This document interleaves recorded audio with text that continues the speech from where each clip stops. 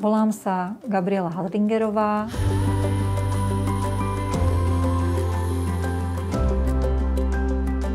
Vo veterinárnej ambulancii v Beloch GH Vet pracujem už takmer 30 rokov. Pracujeme tu kolektív 4 pracovníkov.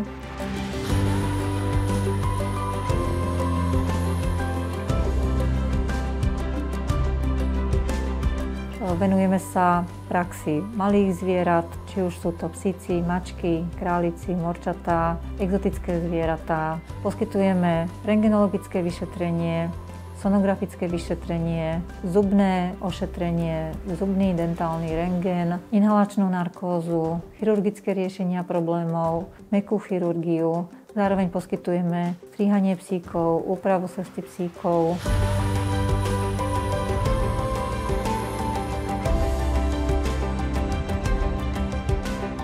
Volám sa Tereza Blahová, som tu sestričkou už viac ako 3 roky.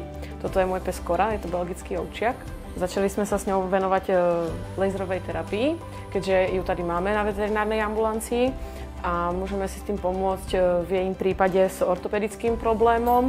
Takže Kora chodí preventívne na laserové ošetrenia, avšak laserová terapia sa dá využiť aj v iných zameraniach. Či už je to operačná starostlivosť u psíkov, napríklad aj psík Charlie, ktorý má ťažko hojacú sa ranu na panvovej končatine, taktiež absolvuje laserovú terapiu pre lepšie hojenie, pre sekundárne hojenie jeho rany.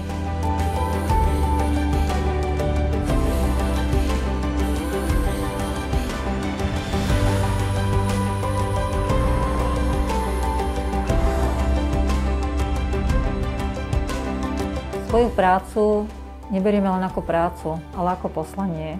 A preto sa vám chcem poďakovať za vašu prejavenú dôveru.